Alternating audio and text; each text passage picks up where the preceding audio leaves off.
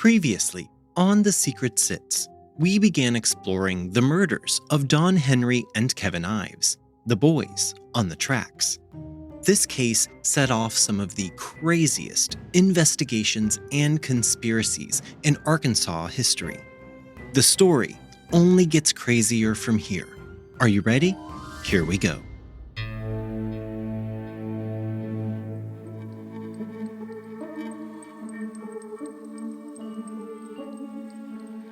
Welcome to The Secret Sits.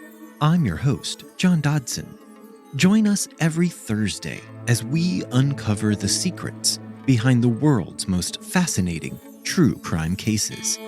You can find all episodes of The Secret Sits for free on Apple Podcast, Spotify, or wherever you get your podcasts. And if you like what you are hearing, reach out to us on Instagram and Facebook at The Secret Sits Podcast, or on Twitter at Secret Sits Pod. Now, on with our story.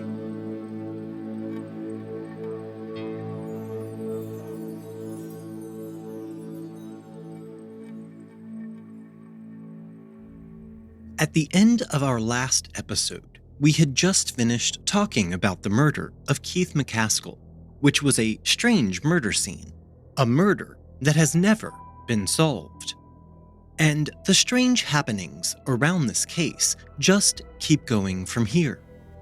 On January 22nd, 1989, a 26-year-old man named Greg Collins, who had been subpoenaed to testify before the grand jury in the deaths of Kevin and Don, was found in the woods of Prescott, Arkansas. Greg was found with 2 shotgun blasts to his chest and 1 to his face. Reportedly, Greg had gone out for a hunting trip, just like Kevin and Don had. Purportedly, Greg had been questioned by prosecutor Garrett and Dan Harmon shortly before his murder. Out in the woods and hit with 3 shotgun blasts, each one of these shots would have been fatal on their own. However, medical examiner Dr. Fahmy Malik ruled Greg Collins' death. How? Oh, you guessed it. A suicide. Only a couple of weeks before Greg Collins killed himself with 3 shotgun blasts to his body and face, and this is now 6 months after the death of Don and Kevin, another acquaintance of Greg, Don and Kevin, was killed in a strange motorcycle accident. The story was officially framed as a simple vehicular accident. Keith Coney allegedly was driving his motorcycle at a high rate of speed when he slammed into the back end of a semi-truck, killing him instantly. However, eyewitnesses at the scene of the accident stated that Keith Coney was in fact traveling at a high rate of speed, but this was due to the fact that someone in another vehicle was chasing Keith. Keith was attempting to elude this vehicle in his wake when he swerved into the back of the semi-truck. When witnesses approached the accident scene, they claimed that they observed injuries to Keith's body that were inconsistent with simply being in a vehicle accident.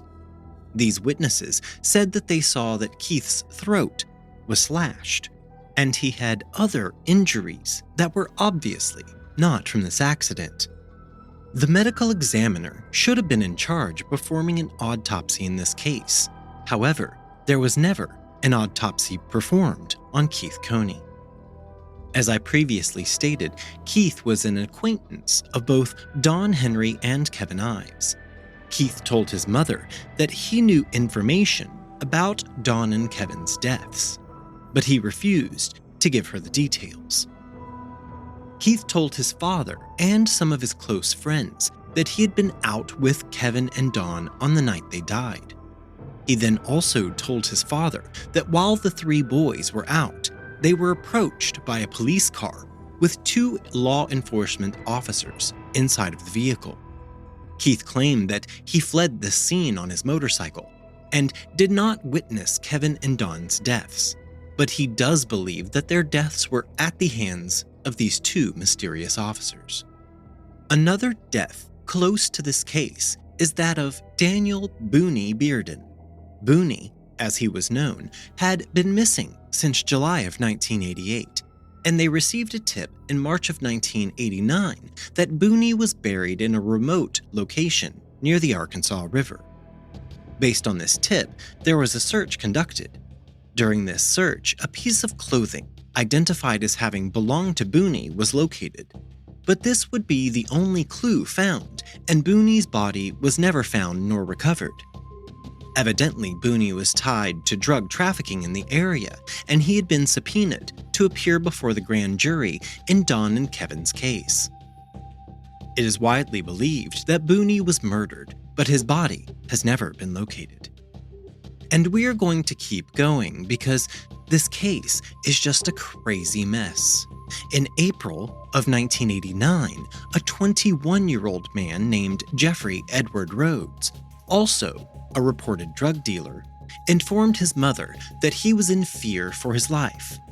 He then called his father in Texas to tell him that he needed to get out of Arkansas because he knew too much about the boys on the tracks and the murder of Keith McCaskill. Days after Jeffrey spoke to his parents, his motorcycle was located on the side of the road, kickstand down, just like he had stopped on the side of the road and gotten off his bike.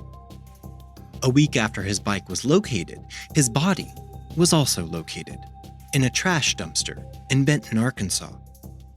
Jeff suffered a horrible death. He had been shot in the head. His body was mutilated. His killer or killers had attempted to sever off his hands, his feet, and his head from his body, but they had not been successful in removing the body parts. His body had then been set on fire. An anonymous caller decided to call in a tip. In this tip, a female reportedly stated that she believed Jeff was stopped by Benton police officers, and then those officers killed him. The woman went on to say that she believed there were corrupt officers in the Benton Police Department.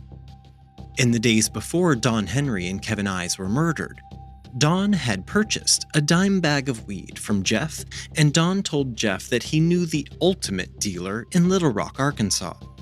A man named Frank Pilcher was arrested and convicted of Jeff's murder. He received life in prison for this murder. This story goes that Frank Pilcher, along with his girlfriend, Marissa Lynn Bragg, went to Jeff Rhodes' apartment in Marissa's pickup truck to purchase some cocaine. Frank and Marissa needed to get money to pay for this cocaine, so their plan was to drive in Marissa's truck to get some money, with Jeff following behind them on his motorcycle. But this was deceitful, and their true plan was to try and lose Jeff in an area known as The Bottoms, near Tull in Grant County. When the two could not shake Jeff on his motorcycle, they pulled over. Frank got out of the truck while Marissa stayed put inside of it. Marissa suddenly heard Jeff say, "Man, this is just $25. Then a gunshot rang out. Marissa was given immunity for her testimony, but she did help load Jeff's dead body into the back of her truck on that evening. She claimed that she never knew that the intent was to kill Jeff that night. And we're not going to stop there, because in this case, the bodies just keep piling up. In July of 1989, Richard Winters was killed by a shotgun blast to his face. This case, at first, was thought to have been a holdup, but later investigators began to believe that the holdup aspect was simply a setup. At one point, Richard Winters was considered a suspect in the murders of Kevin Ives and Don Henry. However, Richard had agreed to cooperate with the grand jury in this case just shortly before he himself was killed. In this same year, 1989, a man by the name of James Milam had been found decapitated in his own home. And I hope at this point you are still with me, because now I'm really going to blow your minds. Let me reiterate. James Milam was found dead in his own home, with his head removed from his body. And our friendly neighborhood medical examiner, Dr. Fahmy Malik, performed his autopsy. Dr. Malik ruled James's death was from natural causes, brought on by an ulcer. Are you kidding me? A fucking ulcer caused this man's head to come off his body? Give me a break. Dr. Malik went on to claim that James Milam's small dog had eaten James's entire head. I mean, this man should have been a Hollywood scriptwriter or something other than a medical professional, because he just loves to make up stories. Anyway, a few days later, James Milam's head was located in a trash dumpster a few blocks from his home. But do not despair. We can keep our faith in the great Dr. Malik because he came up with a reasonable explanation for this as well. Dr. Malik said that the dog must have just regurgitated the head. But this was a small dog. Did he swallow the head whole and then vomit it back up whole? Then sneak out of the house to take the head somewhere else? I mean, come on, Dr. Malik. Even Hollywood is not buying that storyline. Once again, James Milam was supposedly a witness to the Mina drug cartel's operation and a witness to the murders of Don Henry and Kevin Ives. I hope you're still with me because I cannot stop yet. There's still so much more to talk about. In June of 1990, Jordan Kettleson was found in the front seat of his pickup truck with a shotgun blast to his head. Jordan was rumored to have had information about the deaths of Don Henry and Kevin Ives.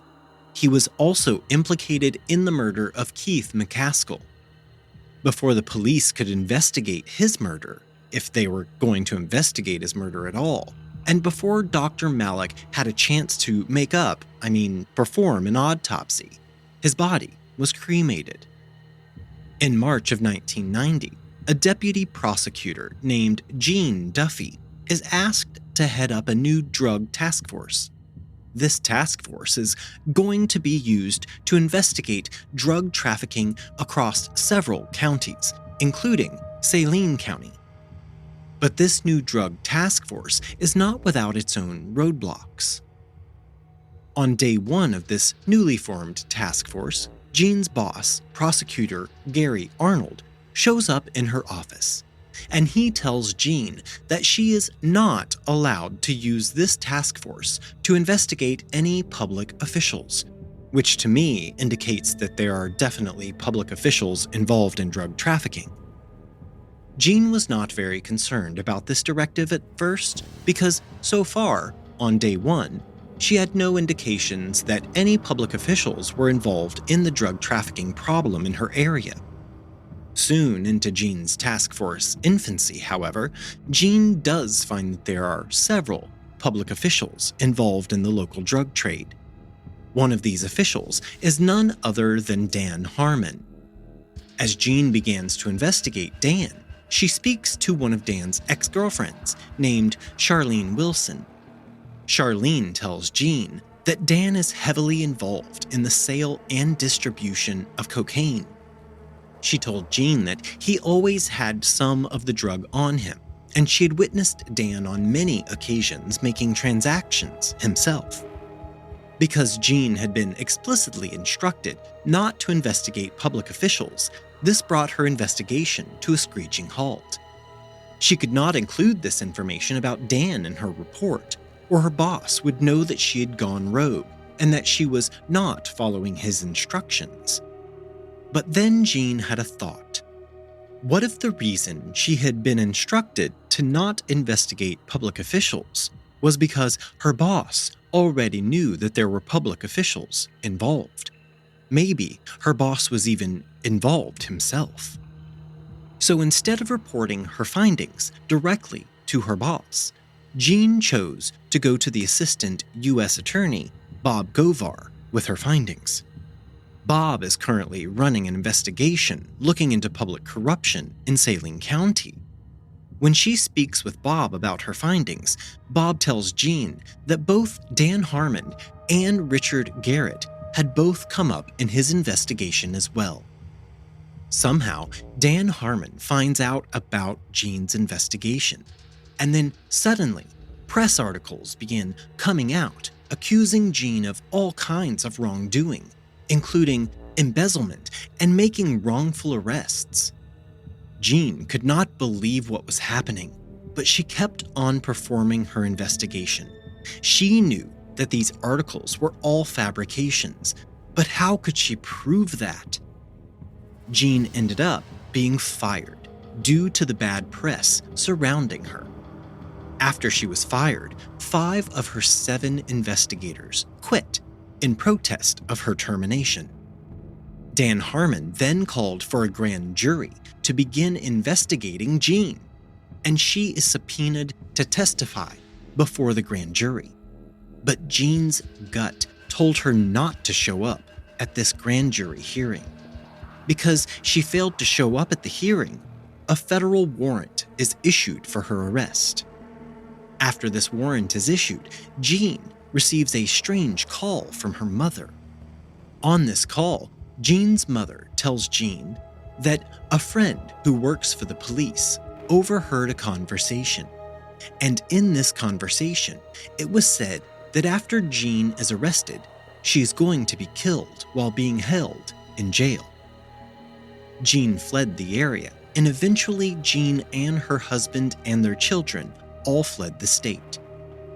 After Jean fled, a grand jury is convened to review Bob Govar's findings in his public corruption investigation.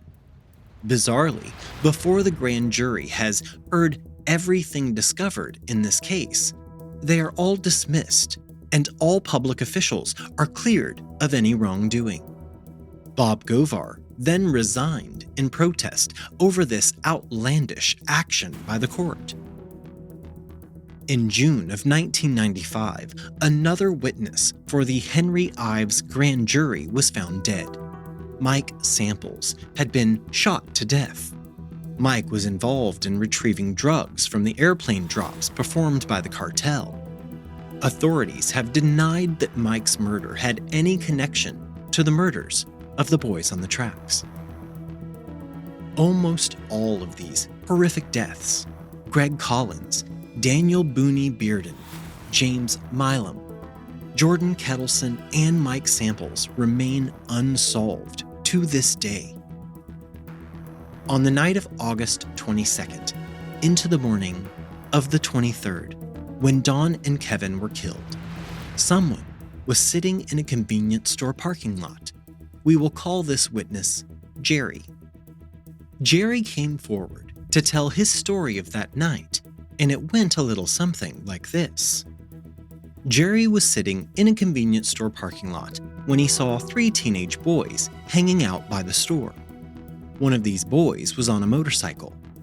Jerry believed that these boys were smoking some pot when 2 policemen rolled up in their cruiser. The boy on the motorcycle took off, and the officers did not give chase. Instead, Jerry claimed, the 2 officers began beating the shit out of the 2 teenage boys who were left at the store. They then threw the boys into the back of their patrol vehicle. Jerry, as a good Samaritan, went to the authorities to tell his story, and when he did, the police arrested Jerry for outstanding child support payments. After serving 90 days in jail, Jerry was released with a strong suggestion that he get out of town. And they did not have to tell Jerry twice. He packed his stuff and left town, and he has not been back since. But even with Jerry now out of town, another witness came forward. We will call this witness Ron. Well, Ron had been out at the club on that Saturday night, August 22nd, 1987. When the lights came on and he could see what everyone truly looked like, Ron decided to head home. Ron was passing the same convenience store mentioned by Jerry around 12:30 in the morning when he noticed a car that he suspected of being an undercover police car in the store's parking lot. Ron stated that he saw a young man fitting Don Henry's description being beaten down by 2 police officers. Ron could not describe the second boy present because the boy had his head tucked down, not showing his face. Ron then also stated that he watched as the two officers threw the young boys into the back of their car. The car then pulled out of the parking lot and drove down a dead-end road. Ron, who was slightly inebriated from his time that evening at the club, pulled over in his car to let the officers go on their way. He sat there for 15 to 20 minutes, and then the police car returned from the end of the dead-end road. Ron could no longer see the boys in the back of the car. There ended up being two police officers who were specifically named as suspects by witnesses and tips to the police tip line. These two officers sued for defamation of character, but they both lost their cases.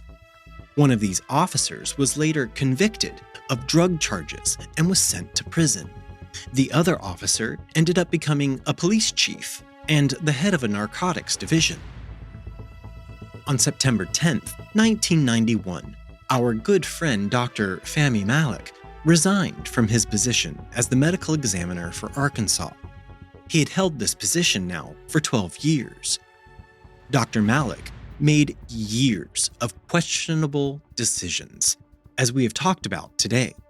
But besides these decisions, he had also labeled a victim with 5 shotgun blasts to the chest as a suicide. He had given erroneous testimony in criminal cases, mixing up tissue samples with DNA samples, and he accused a deputy coroner of murder simply because Dr. Malak misread a chart. Once Dr. Malak had resigned, it was soon revealed that when the grand jury had overruled his findings in the Don Henry and Kevin Ives case, the then governor of Arkansas, a man you may have heard of named Bill Clinton, hired 2 out-of-state pathologists to review Dr. Malak's findings at a cost of over $20,000. These 2 pathologists gave Dr. Malak high marks for his work and suggested to Clinton that Dr. Malak deserved a raise. Bill Clinton and his board decided to forego a review of Dr. Malak's work, and instead, they send a proposal to the legislature to give Dr. Malak a 41.5% increase to his salary, taking his annual salary to $117,875, almost $120,000 per year to say a small dog ate an entire human head, and that someone with 5 shotgun blasts to the chest was a suicide. I mean, come on. It was at this point when Clinton elected not to fire Dr. Malak, even though he had already racked up 4 years worth of complaints about his medical practices. Allegedly, Clinton protected Dr. Malak as a quid pro quo because Dr. Malak had protected Bill Clinton's mother, Virginia Clinton Kelly, who worked as a nurse anesthesiologist, from charges of neglect and malpractice for 2 patients under her care. After Dr. Malak resigned as medical examiner, he was hired at the health department as a consultant on sexually transmitted diseases.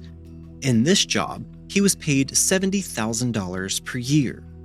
Dr. Malak died in Florida in 2018.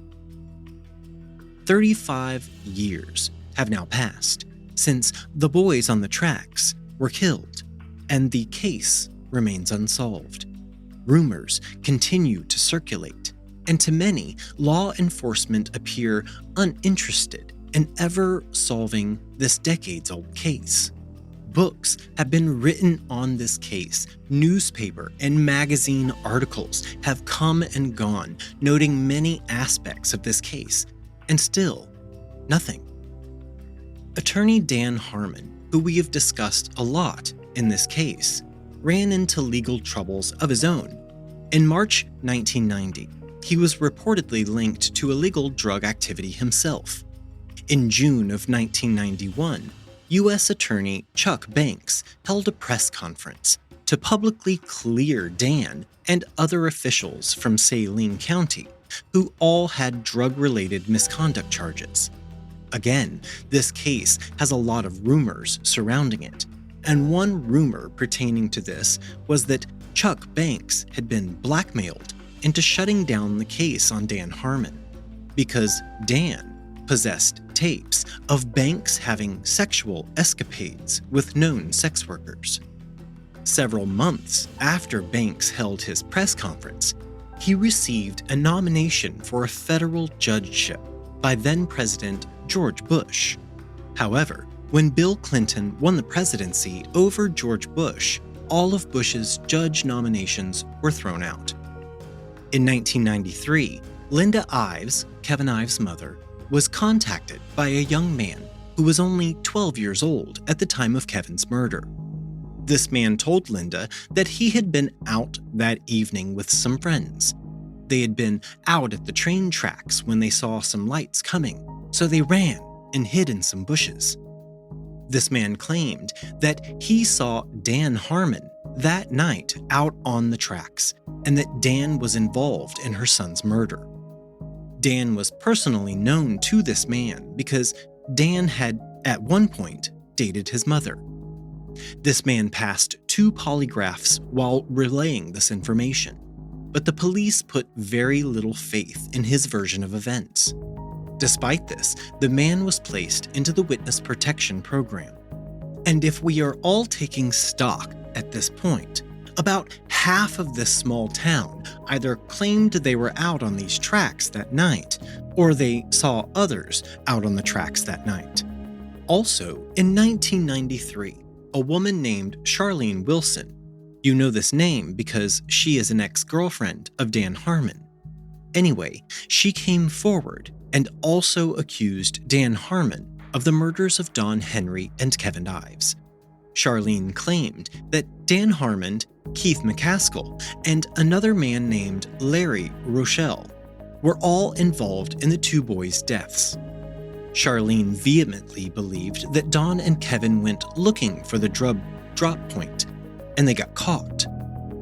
During her first statement, she claimed that she was high on coke and meth, and she witnessed the boys being killed. See, everyone was out there that night. In a second statement, Charlene claimed that while she was still high on coke and meth, Dan Harmon pressured her to also stab one of the boys. She used her own knife, but only made a shallow, superficial wound. She also spoke about the mysterious green tarp. She claimed that the tarp had come from her car. After providing her statements to law enforcement, Charlene was picked up on a drug charge. And who was the prosecutor on her case? None other than Dan Harmon himself. And despite this being Charlene's very first charge of a drug offense, she was given a sentence of 31 years in prison. Charlene signed her statements in front of 3 officers back in 1993, but they were inexplicably buried in the case files until being discovered in 2015. Arkansas Governor Mike Huckabee eventually reduced Charlene's sentence, making her eligible for parole. Suspiciously, in November of 1996, as Dan Harmon was working as the Saline County prosecutor, his now ex-wife was caught with packages of cocaine from the Saline County evidence locker. That same year, Dan Harmon resigned as the Saline County prosecutor as part of a plea deal he accepted after giving a beatdown to a reporter from the Arkansas Democrat-Gazette who had simply asked Dan for a comment. In April of 1997, a federal grand jury indicted Dan Harmon with racketeering, dealing cocaine, manufacturing meth, extortion, witness tampering, and retaliating against an informant. What a peach. 2 other men, one an attorney and the other the administrator for a drug task force, were also charged in Dan Harmon's schemes. Harmon ended up being convicted on 5 of these counts: racketeering, 3 charges of extortion conspiracies, and 1 charge of marijuana distribution. He received a sentence of 8 years in prison, with an additional 3 years added for a subsequent drug charge. After Harmon was sentenced, more stories began to come out. Get this, around 900 criminal cases in Saline County had just been dropped because Dan Harmon did not bring the cases to trial within the 1-year statute of limitations. Those facing charges for drug possession or distribution said that Dan demanded money in exchange for charges against them being dropped. In fact, one woman claimed that Dan Harmon offered to drop charges against her husband if she slept with him. So now we're getting the true picture of who Dan Harmon really was. But wait, he's not the worst person he could be yet. Dan was arrested on several occasions where he refused to take a drug test when asked. He even attempted to flee during one traffic stop. Harmon boasted that he had punched an opposing attorney directly in front of a judge with no repercussions. Many women accused Dan of physical battery, including his ex-wife, who also made claims that Dan had threatened to kill her or have her killed.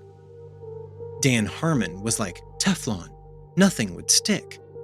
He was given passes by judges, the police, and the Committee on Professional Conduct, who still declined to revoke his license to practice law when Dan refused mandatory drug tests when he was arrested.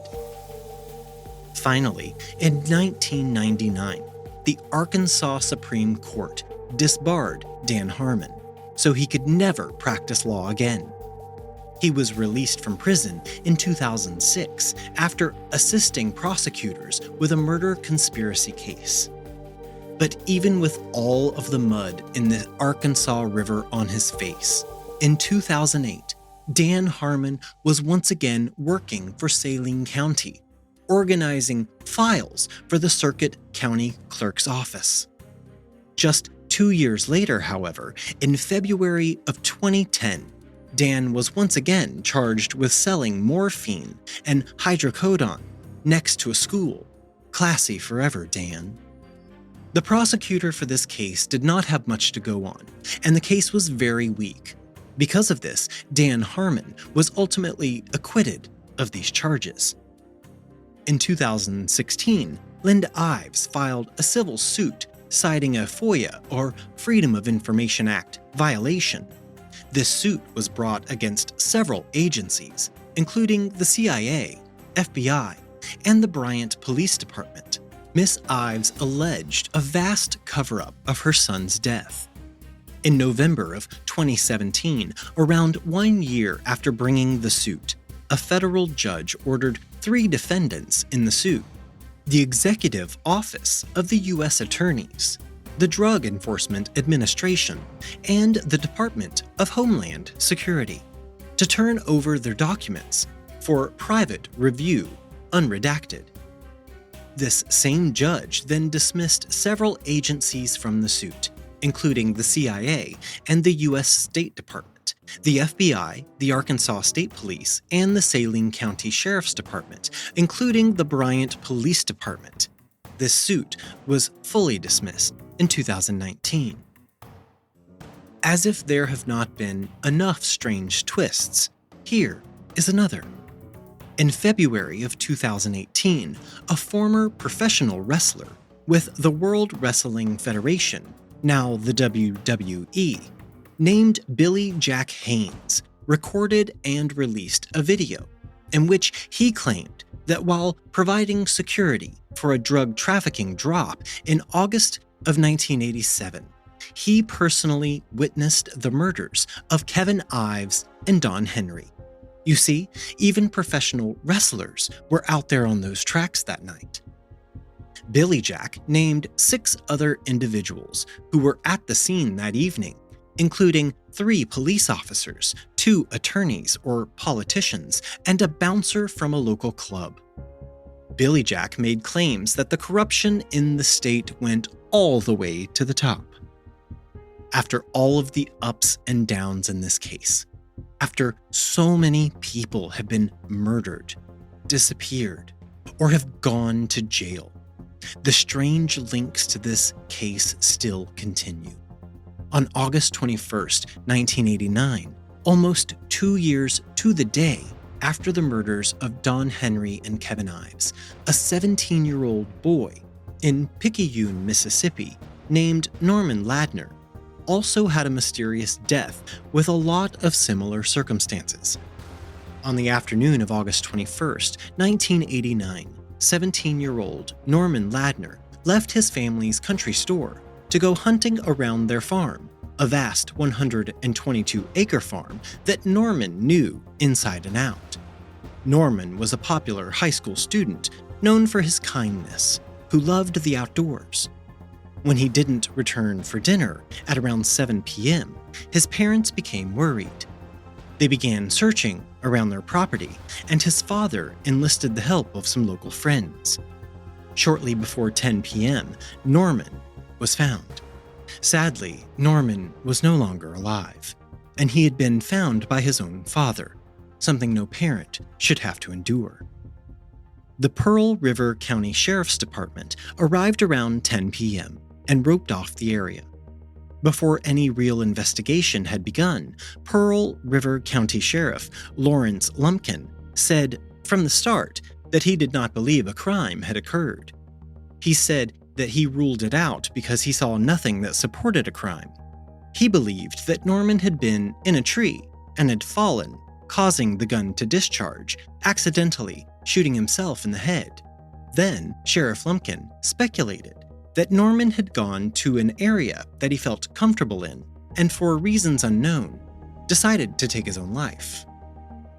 The coroner, at first, told his parents that he was almost certain that his death was an accident, and they accepted that at first. However, when the coroner released his official findings, he ruled the death a suicide, saying that he died from a close contact wound that entered his right temple and exited his left. Norman's family was horrified and offended. Norman had been a happy and outgoing young man, not depressed at all, and he would have never taken his own life. They pointed out that the investigators never fingerprinted the gun, never ran a test to determine what kind of gun killed Norman, nor did they make any attempt to locate the bullet that had killed him. Norman's father said that the police made no attempt to locate the bullet, and that the gun was not processed for fingerprints. He claims that they never even proved it was the gun that was used to kill Norman. His parents also learned that he had a laceration on his head. They did not understand how this cut got there. The coroner found a jagged root at the scene with blood on it.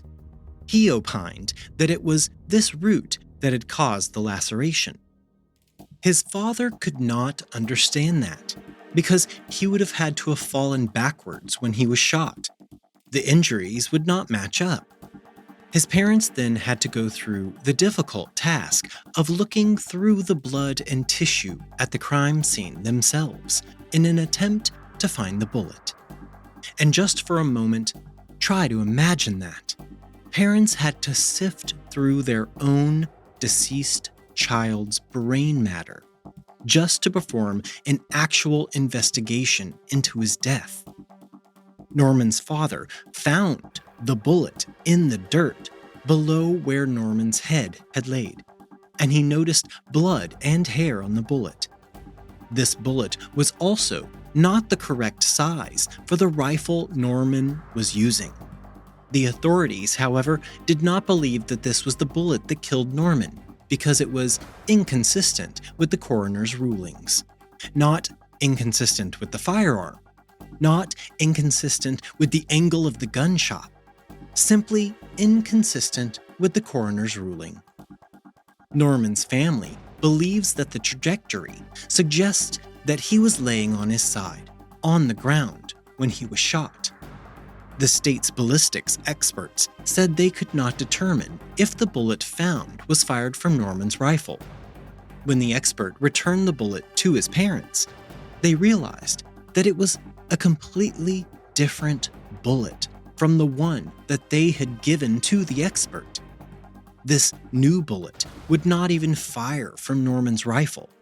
Also, Norman had been hunting with a long rifle, So how on earth could he have shot himself directly into his temple with a long rifle?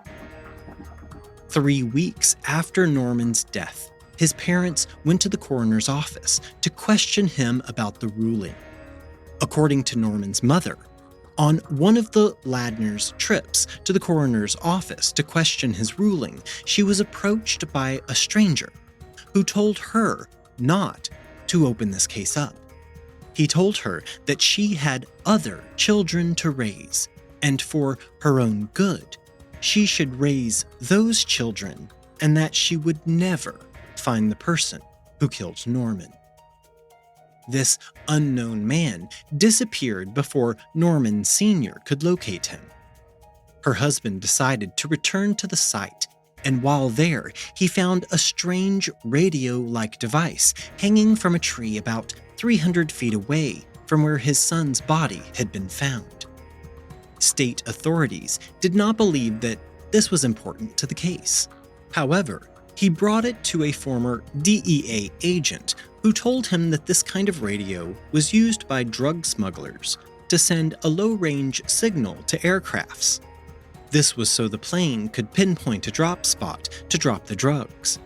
This former DEA agent believed that Norman may have stumbled onto a drug drop happening in the woods, and that he was killed because he had been a witness, and that he may have even recognized the dealers. His parents also noted that he was carrying a wallet with several $100s at the time of his death, but it was not found with his body. Typically, suicide victims do not rob themselves after their deaths.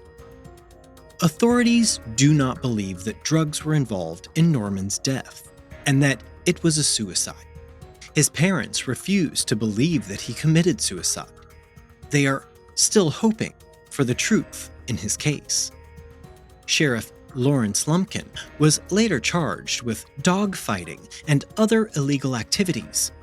Rumors surfaced that Sheriff Lumpkin has ties to the local Dixie Mafia drug cartel, although nothing was ever proven. He died in 2007.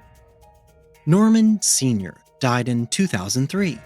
Norman's case remains unsolved.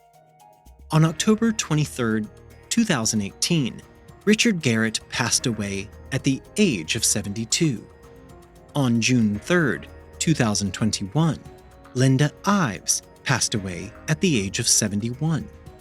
And just a few months later, on August 24th, Kevin Ives' sister, Alicia, passed away at the age of 53. There are so many deaths in this case, but are they all related in some way? What do you think? Do you believe that we will ever find out the complete truth surrounding all of the things we have talked about in this case, especially when the perpetrators, or maybe the conspirators, go all the way to the top? I'm not so sure, but I do know one thing. We dance round in a ring and suppose, but the secret sits in the middle and knows.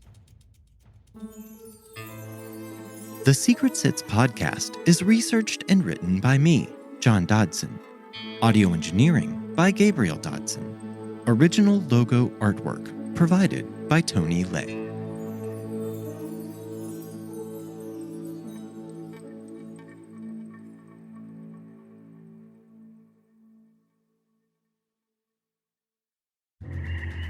John will be right back, but before I let you go, I just want to quickly tell you about my podcast, Read by Daylight. Each week, 3 friends gather to talk about the lore of a different killer in the survival horror game Dead by Daylight. Over the past 6 years, the developers have put out dozens of new characters for the game, and each one contains their own tiny slice of lore that, while interesting on its own, builds up to this frankly, murder board filling level of complexity that we are going to slowly tease out episode by episode.